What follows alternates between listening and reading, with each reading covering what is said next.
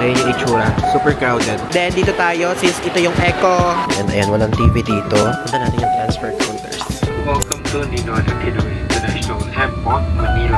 Yung naaamoy nyo na yun, yun yung katawan ng tao na nasusunod. Hello guys! I'm back again with another video. At ngayon ay final episode na po ng Nepal Vlogs. And actually, some of you ay nagtataka o magtataka na bakit ko kaunti lang yung nagawa ko na Nepal Vlogs. Like, ngayon lang ata ako nakagawa ng ganito kaunting vlogs aside from domestic destinations. Like, parang feeling ko ay hindi ko talaga nagawan lahat ng mga pwedeng gawa ng video dito sa Nepal. Ang rason po ay dahil ako po ay nagkasakit dito sa Nepal. Second half ng trip ko, di ba, whole trip ko. Like, parang 1 week ako dito magstay eh. So, half nun is nagkasakit ako, guys. Like, kung na-observe nyo sa unang part ng mga vlogs na to is meron tayong tour. UNESCO na tour, tapos nagpunta tayo ng cable car. Then, nung part po ng cable car na yon ay medyo masama na po yung pakiramdam ko. And, ang nangyari is, barado yung ilong ko. Like, hanggang ngayon barado siya, guys. Kaya medyo nahirapan ako huminga dahil barado siya. And, parang masama yung pakiramdam ko talaga. Though, dahil yan for sure, feeling ko na sunod-sunod kasi yung trip natin. Like, talagang sunod-sunod talaga, guys. Everyday, walang pahinga. And, everyday, napaka-init sa India. Tapos, biglang umulan nung sa Mumbai part. Tapos, dito, sunod-sunod. So, hindi ko alam kung overfatigue or kung ano pa man exactly tawag. So, yun, gusto ko lang po magbigay sa inyo ng explanation kung bakit ang onti lang ng mga nagawa kong vlogs. And, pagpasensyahan nyo na, parang feeling ko ngayon, yung ilong ko ay barado. Tapos, yung aking pagsasalita ay parang iba pa din. So, ang mangyayari naman ay uuwi na ako mamayang gabi sa Pilipinas. So, mamayang gabi na yung flight natin papunta sa Malaysia. Then, from Malaysia, pauwi ng Pilipinas. Dahil Malaysia Airlines po ang ating sasakyan. So, ito yung price ng ticket. So, may layover yun sa Malaysia, okay? Kasi walang direct flight from here, as far as I know. Kasi nag-research ako. So, yun. Ngayon, kakain ako ng lunch ko. Actually, it's already 5. 5 na, pero ngayon pala ako magla-lunch. So, ito po, umorder ako sa Filipino food na nakita natin. Kasi ayoko na talaga lumabas, guys. Hindi talaga okay yung pakiramdam ko. So, in-order ko ulit yung sinigang na in-order natin. Tapos, umorder ako ng adobo ulit. Parang feeling ko medyo ngungupa ako ng bahagya. Tapos itong sisig. Di ba naalala niyo yung sisig hinahanap natin? Though, itong sinigang na to, half ng price nila binigay sa akin kasi sabi kong ganun. Ang dami ka ako nung ano nila, nung sinigang nila. Gusto kong konti lang. Kaya yun. Maraming salamat sa shop na to, sa restaurant, na Philippine restaurant to sa Nepal. So, Cebu Fiesta yung pangalan niya. Ayan, i-message nyo sa Facebook if ever. Gusto nyo magpa-deliver. And i-deliver naman nila. So, ngayon kakain na muna ako, okay? Kasi, guys, sama talaga na pakiramdam. Pero, need ko mag-outro vlog. Need ko mag-final episode para formal kung sa inyong ma-close itong Nepal Vlogs, okay? So, kain na muna tayo. Okay guys, so andito na ako ngayon sa mismong airport nila dito sa Kathmandu. And actually, medyo mabilis yung pangyayari. So, ang ginawa ko, nag-book ako ng InDrive o parang Uber or Grab yon. So, ang binayaran ko ay 500 rupees. And actually, yung InDrive, ano yun, parang bidding. Ikaw mag-o-offer ng presyo, ganyan. Starting price is 395 from dun sa Oasis Kathmandu Hotel. Going here, gusto ko kasing maka-book na agad. Kaya tinaasan ko, ginawa ko 500 rupees yung babayaran ko. So, yun yung binayaran ko, I mean. So, ayan yung itsura ng mismo departures area dito, international terminal, may domestic kasi. Napaka guys, like hindi ko na video dun sa labas kasi super grabe, chaos talaga. Talagang medyo magulo talaga dun sa labas. So, mas magulo dito sa Nepal, doon sa pila sa labas, kesa sa India. Sa India, okay. Dito magulo, okay? So, dito lang medyo lie-low na at medyo kalmado na yung mga tao. Pero sa labas, ang iingay, tapos ang siksikan. Hindi ko na videohan kasi guys, sabi ko nga sa inyo, sabay pakiramdam ko. Kaya, ayan, gusto ko lang pakita sa inyo. Ayan yung mga check-in counter. Then, dito tayo, since ito yung economy class ng Malaysia Airlines. Okay? And again, ang flight natin is 23:30, 11:30 p.m. And, ngayon, nandito na tayo. Anong oras pa lang? Napakaaga natin dumating, 9 o'clock. Pero meron pa naman kasing immigration. Though, parang feeling ko mabilis lang to. So, ayun nga, ang bilis lang ng Abante dito. Balitaan ko na lang kay mamaya. Mamaya, bago matapos tong vlog na to, gusto ko sabihin sa inyo yung mga realizations ko sa trip na to. Okay? Para if ever kapag pupunta kayo ng Nepal, is ma-apply nyo. Yung mga na-apply ko at yung mga hindi ko na-apply. Okay? Hello guys. So, andito na ako ngayon sa boarding gate. And actually, napaka-crowded talaga dito guys. Like, literally, if ever kapag pupunta kayo dito, sige, papakita ko. Ayan ayun yung itsura. Super crowded. Like, ang crowded talaga. And gusto ko lang i-share sa inyo na buti pala. Ewan ko kung naaalala nyo, kung napanood nyo yung pinaka-episode 1 ko ng India, kasi diba sunod-sunod to, is ang nangyari, is ang return flight ko, ang kinuha ko, Malaysia Airlines, para iisa yung airlines ng from Nepal to Malaysia and Malaysia to Philippines. Kasi guys, walang direct flight. Going here, from here going to the Philippines, so kailangan ko talaga mag-layover. At ngayon, yun nga, Malaysia Airlines nga nasakyan ko, and luckily, Malaysia Airlines tayo sa dalawang flight, kaya na-delay tayo ngayon. Hindi lucky yung part na yun. Na-delay tayo dito sa Nepal to Kuala Lumpur. Then, ibig sabihin nun, ay baka hindi natin maabutan yung flight from Kuala Lumpur to Manila. Okay? So, ang point ko is secured tayo dahil si Malaysia Airlines ang sasagot ng flight natin from Kuala Lumpur to Manila kasi hindi natin yung maabutan kasi na-delayed na tayo ngayon eh. Delayed na yung flight natin dito pa lang sa Nepal. So pagdating natin doon, hindi na maabutan kasi usually yung layover 1 hour lang. Yun lang yung pataan. So 1 hour late. So meaning, hindi ko na talaga maabutan. Pero babalitaan ko pa rin kayo mamaya. But nag-check ako kung ano yung later flight na available. Parang ang available na flight mamaya, bukas is 10 AM na. Ang flight ko 8 AM. And 12 noon ang dating ko dapat sa Manila. Pero yung isang flight ang dating ko is 2 PM. So okay lang din. Konti lang naman yung na-delay. Pero titignan natin kung paano ang gagawing aksyon ni Malaysia Airlines doon. Feeling ko na, naaano nyo ba? Naririnig nyo ba na parang ngungu ako? Parang barado yung ilong ko, ganung level. Yung parang hindi ako makapagsalita lang maayos. Gets nyo? So, yun. Gusto ko lang i-share sa inyo. Then, ayan, hindi ko na pinapakita. Sige na, pakita ko na hindi naman maano ba yung tayo na upload to. So, dalawa na yung boarding pass ko. Isang Kathmandu to Kuala Lumpur, then Kuala Lumpur to Manila.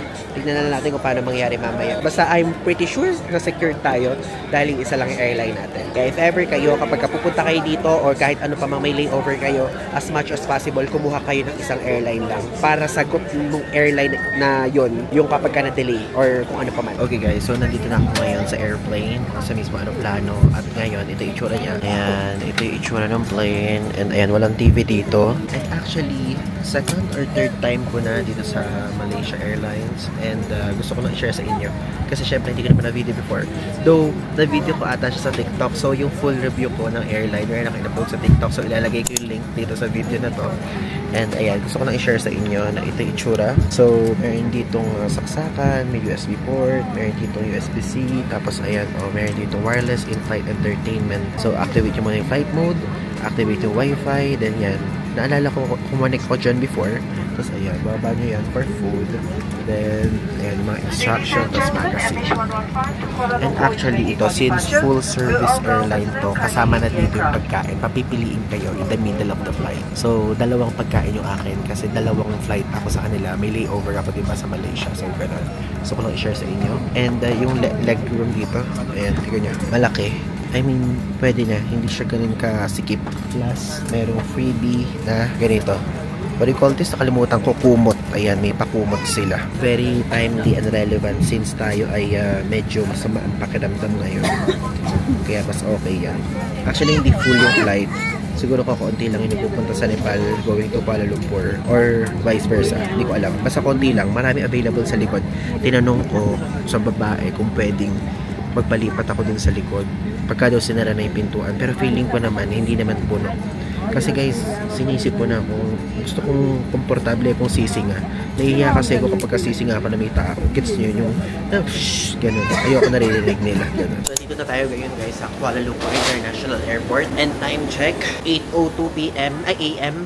So, same time na to sa Pilipinas. And unfortunately, naiwan tayo ng flight natin na yung original flight natin dahil 7:30 yung boarding time nun and 8:10 yung alis nun. So, isa yun sa mga aeroplano nandito. Ngayon, transfer tayo. Hanapin natin to, yung color green. Ayan. Punta natin yung transfer counters. Excuse me, my flight. So, I think okay, I need a new flight. Yes, correct. Okay. Your new flight Thank will you. be 704, departure on 10 o'clock. Okay, thank you. Ayan. Bibigyan tayo ng bagong flight kasi naiwan tayo. Diba? Sayang. Tingnan nyo, buti na lang same flight tayo. Yan ang tatandaan nyo ha. Kapag may pupuntahan kayo na may layover, huwag yung paiba-iba ng airline. Dapat isang airline lang. Kung magkaibang airline to, hindi ko marirefund yung flight ko pa uwi sa Pilipinas na naiwan ako. Eh ito, sagot nila. So itong boarding pass ko na to, wala na to. Naiwan na ako. Ba't ganun? Diba kasama kami boarding pass na bago. Tapos hindi Malaysia Airlines, Singapore Airlines binigay sa kanila. So baka may iba tayo na airline pa uwi, ano? Ewan ko, hindi sure. Okay guys, so nakasakay na tayo ngayon dito sa aeroplano natin. And actually same aircraft to. Simula lokalina natin, diba kanina, from Nepal to Malaysia. Then from Malaysia to Manila. Though hindi ito original flight ko, pero alam nyo, napakaswerte ko. Alam nyo bakit? Kasi ito, di ba pinakita ko sa inyo sa India vlog ko tong Moft? Ito, kasi MagSafe yan. Ayan. Di ba natatanggal to? Natatanggal. Naiwala ko to kanina. 23F yung upuan ko. Ngayon, kanina 22C. So, ibig sabihin nasa likod lang. Alam nyo, chinek ko, nasa upuan ko kanina. May nakaupo ng matanda, pero napuhok pa rin siya. Di ba nakakatuwa? Kinabahan na ako kasi guys, medyo mahal to eh. Ito yung pinakita ko sa India sa inyo. Yung Moft stand na to. Ayan. Ito, yung pang solo travel, mahal yan. Like parang ang bili ko ata dito 1,700 pesos o 1,900 pesos sa ganito kaliit. First time ko bumili ng ganito na napakaliit sa ganung halaga. Alam niyo yun? Talagang feeling ko kasi beneficial siya for me. I mean, win-win kami pareha sa isa't isa. As a vlogger, as a content creator, need natin yan. So yun, gusto ko lang share sa inyo. And ngayon, pauwi na tayo sa Manila. Then, from Manila, going straight to SM Clark kasi may meet ko yung mga friends ko doon. Grabe na wala tayong kapahipahinga, no? So yun, gusto ko lang i-share sa inyo and mamaya sasabihin ko sa inyo yung mga realization ko sa Nepal trip natin at yung mga dapat nyong gawin na hindi ko nagawa, okay? At kung ano yung mga dapat yung paghandaan. Sayang, nanghihinayang ako kasi hindi ko na-maximize yung trip ko na to. Ang mahal pa naman sa Nepal. I mean, ang mahal ng nagastos ko from Philippines saka sa mga pinuntahan natin. Though parang feeling ko, ang pinaka nag-enjoy ako sa India. Okay, later, ikwentuhan ko kayo. Welcome to Ninoy Aquino International Airport, Manila. Please remain seated with your seatbelt fastened onto the seatbelt sign and switched off. Be careful when opening the overhead compartment and remember to take all your belongings with you. Okay guys, finally, andito na tayo ngayon sa NAIA Terminal 1. And ayun yung NAIA Terminal 1. Parents and guardians with infants who were handed medyo delay tayo sa dating natin. And huwag muna kayo umalas kasi tuturo ko sa inyo kung paano yung ina-drop yung packet wifi na nirentahan ko nung episode 1 sa India. Okay? So abangan nyo yan. Wow! Philippines! Philippines! Finally! Andito na ulit tayo sa Pilipinas! Okay? Dito tayo sa NAIA Terminal 1. Madali na tayo. Pupunta pa tayo ng Clark. Yan. Kunin na natin maleta natin. Ganito po ang itsura ng baggage belt dito sa NAIA Terminal 1. Yan. Nakarating na tayo dito sa mismong arrivals area. At hinahanapin lang natin yung dropan ng mismong packet wifi. Dito ata yun sa Tourist Information Center. Ayun. Dito. Tingnan nyo. Oh. Ayan. Tourist Information Center. Tapos dito. Big Sky. Yan. Take a photo. Diyan natin ilalagay. Okay? Again, yung link dito nasa ibaba. Okay? And you can use my code IvanTravels to get extra discounts. Okay, so ngayon, ito na naman ang part na kung saan tulad dun sa last episode sa India is sasabihin ko sa inyo ang mga frequently asked questions, what made me shocked, sa realizations ko sa mismong visit ko sa Nepal. Okay? So, pasensya na kasi hindi ko na i-video to right after or during nung paalis ako ng Nepal dahil masaba nga po ang pakiramdam ko that time. Kaya ngayon, syempre, hindi pwedeng matapos tong Nepal vlogs na hindi ako makakapag-input sa inyo ng opinion ko o ng mga sagot ko sa mga katanungan na nasa isip nyo, maaari. Okay? So, magsimula na muna tayo sa frequently asked questions. Okay? Tulad dun sa India, papalitan lang natin ang mga bansang nakasulat sa Nepal. Okay? So, number 1, dangerous ba sa Nepal? Ang sagot ko dyan ay hindi. Diba? Doon sa India, sinabi ko, depende. Dito, hindi talaga dangerous. Pagka nagpunta kayo ng Nepal, mararamdaman nyo na safe kayo. Like, hindi kayo makakaramdam ng takot, hindi ganoon kaingay, hindi ganoon kagulo, ganyan. Pero syempre, mayroon pa din mga crowded places kung pupunta kayo sa mga wet market, sa mga public market, ganyan. And isa yun sa na-appreciate ko lalo sa Nepal dahil mararamdaman mo na safe ka. Safe na safe ka mag-travel with friends, safe na safe ka mag-travel na solo, ganyan. Kaya, if ever kung yun yung tanong nyo in mind, hindi po. Kung pagkukumparahin ko ang India at Nepal, since friendship country sila, mag-friendship sila, sabi din ng mga Indian tour guides, tapos ng mga Nepali tour guides na na-meet ko, is mas safe po sa Nepal kumpara sa India. Okay? Mas safe po sa Nepal kumpara sa India. Number 2, paano mag-commute sa Nepal? Napakadaming ways kung paano kayo makakapag-commute sa Nepal. Merong mga application na to. Ayan, Pataw, merong InDrive, ayan, and ako ang ginagamit ko InDrive. Kasi noon ko lang nalaman, doon mismo na pwede palang InDrive. Pero yung InDrive, ginagamit ko na siya matagal na. So itong InDrive, ayan, yung logo na to na color yellow-green, ganyan, is ito po ay isang application na kung saan ilalagay nyo doon kung saan kayo aalis at kung saan kayo pupunta. Pero doon mga suggested rate, then pagka in-input nyo yun, is merong mga lalabas doon ng mga drivers or riders na kumbaga parang magbibid.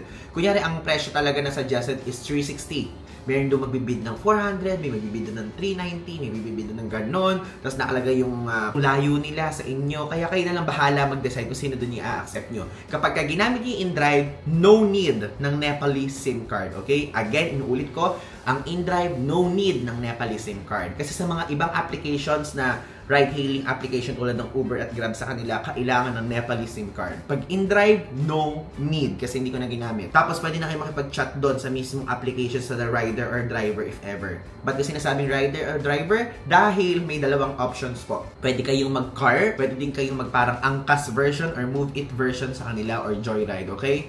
Wait, may lamok dito.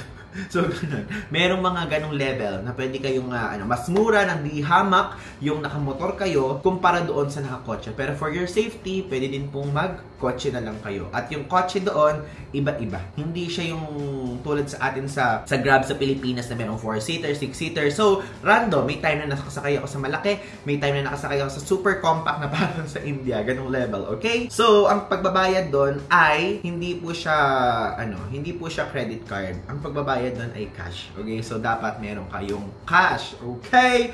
So, number 3. Ano ang amoy sa Nepal? Ang amoy sa Nepal ay, to be honest, wala siyang amoy. Wala akong naamoy na mabaho. Kasi to be honest, sa India, may mga time na parang 2 times ata sa during the trip ko, parang may naamoy ako na parang naglakad, na parang ganon. Pero dito po wala. Wala kayong maaamoy dito. And generally, kung may maaamoy man kayo, parang incense. Parang insenso lang ang maaamoy nyo. Kung hindi insenso, ay usok. Ganun lang. Yung tipong mabahong-mabaho talaga na parang wala kayong maaamoy. Kasi naglakad ako sa Tamil area. And naglakad din ako doon sa Asan area, Asan Bazaar area. Naglakad din ako sa mga tourist spots. Wala kayong maaamoy na mabaho. Though, doon sa Pashupantinath, nakalimutan ko, basta yun, yung mismong public cremation site, may maaamoy kayo doon guys na hindi ko ma-explain, to be honest. I think it's for you to find out na lang. Pero hindi siya mabaho. Pero yung naaamoy nyo na yun, yun yung katawan ng tao na nasusunog. Gets nyo yun? Yung palang amoy niya. Ang weird kasi ng amoy. Hindi siya amoy plastic, hindi siya amoy meat, hindi siya amoy ewan. Pero mararamdaman yung usok siya, pero yun ang amoy. Yun ang amoy. Hindi ko ma-explain, pero again, mai-smell nyo yun doon sa mismong public cremation site. Lalo na pagpapunta sa inyong hangin. Kaya make sure, if ever, magdala kayo ng face mask para hindi nyo siya ma-smell. Pero kasi, yung public cremation site na yun, isa talaga sa UNESCO World Heritage Site nila na ino-offer nila for tourists. Okay? So, hindi nyo siya pwedeng hindi mapuntahan. Pero pwede nyo namang skip. Depende naman sa inyo. Ako kasi talagang curious din talaga ako sa sa kultura nila, 'di ba? Alam niyo naman 'yan. Gusto ko yung mga culture. Okay? Next, mahal ba sa Nepal? Actually, ang mura po sa Nepal. Ang mura talaga. Yung mga ginastos kung nakita niyo sa previous vlogs ko, mahal lang talaga. Mahal lang talaga yung mga kinainan ko. Kasi number 1, Fire and Ice Pizzeria. Kumain din ako sa Japanese restaurant sa Marriott. Mga ganyan. Medyo mahal lang po talaga yung kinakainan ko. Kasi talagang crave lang talaga ako sa mga ganong klaseng pagkain. And kung gusto nyo ng mga local restaurant tulad ng Momo, tulad ng mga ibang mga food nila na medyo maihahambing natin sa Indian food, pwede kayo pong magpunta doon sa mga ganong klaseng restaurant. Kaya lang ko kasi nag-ingat ako dahil nakakaramdam na nga ako na hindi magandang pakiramdam. Ayoko nang dagdagan pa. Baka syempre, mag-LBM tayo, ganyang level. Ayan, sasabihin ko na sa inyo, magiging prangka na po ako. Hindi ko na alam kung ano gagawin ko. Nalalambot na ako, hindi na ako makahinga, tapos nag-LBM ako, diba? So yun yung tingin kong feeling kung hindi ko na-experience at some point. Though na-experience ko siya sa mismong Fairfield by Marriott na restaurant kasi umorder ako doon ng momo. Di ba napanood nyo naman doon sa vlog previously. So, yun. And kung tatanong nyo yung budget, is super mura po. Like, parang ako dun sa 1 week stay ko, ang winidraw ko lang ay ito. Nakalimutan ko. Pero ito po yung winidraw ko. Pero hindi ko pa siya naubos. Dun sa wallet ko, may natira pa doon Nepali rupee. Kaya yun ang iniisip ko. Parang feeling ko, babalik pa ba ako na Nepal? But, sa mga nagre-request sa akin mag-Bhutan, parang iniisip ko bumalik. Pero syempre, wala kasing direct flight sa Bhutan. So parang feeling ko, I need to go back sa Nepal. Then from Nepal, going to Bhutan. Diba? So yun, sabi ko, okay, hindi ko ito pa-exchange. Para just in case, soon is pwede nating gamitin pa. Diba? So kung gusto nyo ako magpunta sa Bhutan, mag-comment kayo sa baba. Ivan, please go to Bhutan! Pero matagal-tagal pa yan, guys. Paplanuhin pa natin kasi mahal sa Bhutan. Nag-research ako kung magkano ang mahal. Medyo beyond our earnings na yan. Kaya, knock muna. No. Okay? So, next na po tayo. Safe ba for solo travel sa Nepal? Ang sagot ko po dyan, yes. Mapa babae, mapa lalaki, mapa kung sino pa man kayo, pwede po. Napaka-safe. Like, hindi kayo makakaramdam talaga ng takot. Ewan ko, wala ako nataramdaman na takot. Doon sa India, nung una lang ako nakaramdam ng takot. Pero, as time goes by, hindi din naman ako nakaramdam ng takot. Okay? And, ang pinaka-gusto ko doon is, kahit gabi yung maglakad, hindi siya nakakatakot. Kasi naglakad ako ng gabi papunta convenience store na hindi ko nagawa doon sa India. Hindi kasi kailangan sa India ng gabi. For safety reasons din, hindi siya nakakatakot. Okay? So, okay, safe na safe siya. But again, ang suggestion ko, para mas lalong safe kayo, book guided tours. Mapa-Klook. Kung everything gagamitin nyo yung Klook is use my code Ivan Klook para magkaroon kayo ng extra 5% of discount sa lahat ng available yung activities and tours. And pwede nyo yung gamitin for 5 times. But syempre, hindi ko naman kayo nililimitang gumamit sa Klook. If ever, kapag ka naman gusto nyo namang mag-book sa iba, I highly recommended getyourguide.com. Yan, if ever. Kasi may mga activities sa Klook na may mga activities sa getyourguide.com na wala sa Klook, okay? So, doon wala nga lang tayo ng discount code. So, medyo pricey din talaga doon, to be honest. So, kayo na lang magkumpara. Bahala kayo dyan. So, last question is, okay lang ba i-DIY ang Nepal? So, share ko lang meron ako ditong cheat sheet para hindi ako makakalimot. Okay lang ba i-DIY ang Nepal? Yes, okay. No for hassle experience. Diba? Hindi nyo naintindihan. Yes, kasi pwede naman siyang yung kunyari magbabas kayo, ganyan, or pwede din naman kayo mag-airplane. Kaya lang ako kasi gusto ko guys talaga is yung tipong minsan lang naman ako pupunta ng Nepal. So, kunin ko na kung ano yung convenient for me and kung ano yung mas magiging mapayapa ang buhay ko. Gets nyo yun? Kaya ako, puro guided tours talaga ako ngayon. Though, may mga countries naman na pwede naman siya talagang i-DIY. Pero for me, both naman, okay naman. Okay lang din naman i-DIY. Kunyari, papunta dun sa hill, sa cable car, pwede din kayo nang mag-DIY. Though, magbasa na lang kayo, umanood na lang kayo ng mga ibang vlogs na hindi ko ma-share sa inyo yung karanasan ko for that kasi hindi nga ako nag-DIY. Okay? So, puro guided tours kasi ito. So, yun lang naman ang frequently asked questions dito sa part na to, okay? And next is what made me shocked. Isa lang. Diba doon sa India, 3? Dito po, isa lang. Public cremation site lang talaga. Nashock ako sa part na yun kasi hindi ko alam na ganun pala, na mandatory na required pala talaga na kailangan magpaano sila, basta Hindu sila. Na basta Hindu, kailangan pagka na dead balls ka. Wow! Dead balls talaga. Kapag ka namatay ka, is kailangan ay magpa-cremate ka. Hindi ka pwedeng ilibing sa ilalim o ipasok sa, tawag doon? Ano yun yung pinapasok sa atin? Diba sa atin sa Pilipinas, merong pinapasok at merong inililibing. Hindi pwede yun sa kanila. Kailangan sa kanila kini-cremate. Merong option din sa atin nun, pero sa kanila, sa public dapat i-cremate. Okay? So, ang gagawin doon, iikot daw ng 3 beses yung mahal sa pamilya. Mahal sa buhay pala. Tapos, yung pinaka-close nung namatay, siya yung mag-liliam doon sa dead balls body. Okay? So, ganun ang mangyayari. Tapos, amoy. Doon din ako na-shock. Doon lang ako naka-amoy, guys. Ng taong amoy na sinusunog. Hindi ko talaga ma-explain. I think yun yung way ko para sa inyo na mapabilis lalo ang visit nyo sa Nepal. Kasi visa on arrival lang naman. Wala naman kayo iintindihan, di ba? Okay? So, yun lang naman ang nagpa-shock sa akin. And ngayon sa realizations na tayo. Mayroon ako inihanda ditong 6 realizations nakapasok dito sa akin yung mga hindi ko nagawa na sasabihin kong gawin nyo. At mga nagawa ko na sasuggest ko na gawin nyo na para mas mapaganda pa ang experience nyo. Okay? So, number 1, realize ko na ang Nepal ay super underrated country. Sa Pilipino, sa mga Filipino travelers, super underrated country talaga ang Nepal. Masasabi ko yan dahil, guys, kapag tumitingin ako ng data, wow, ipa-data tayo. Pagka tumitingin ako ng data sa Google, tumitingin ako ng data, na nanghihingi ako ng data, kunyari sa Klook, ayan, tinatanong ko kung ano yung mga key destinations. Laging sinasabi, nangunguna daw is Japan, Singapore, Hong Kong, ganyan, mga ganyang level na nangunguna, Thailand. Pero laging wala, guys, talaga ang Nepal. Wala talaga ang Nepal, even sa Google Trends, Google mismo, wala talaga yung Nepal sa nangunguna. Pero, na-appreciate ko yung Nepal to the point na para talaga siyang Baguio. Lalo na kung tama yung season na punta ko, malamig, ganyan. So, better visit Nepal sa tamang month. So, ilalagay ko dito yung mga tamang month. Ganon. Tapos, be ready kasi may time na malamig talaga at may time na mainit na mainit. Yun yung punta ko, mainit na mainit. Ang galing, di ba? Yung punta ko kung ano pa yung pinakaayaw ko. Pero kasi yun yung talaga available kong time. So, wala tayong magagawa dun. And, yung Nepal, dun din kasi nakapaloob yung Himalayas. Tapos, yung Mount Everest. Okay? So, if ever, dun po yun makikita. So, next realizations ko ay this country is better to visit during bare months. Tulad nga ng sinabi ko sa inyo, para mas maramdaman nyo yung mismong Himalayas na bundok-bundukan.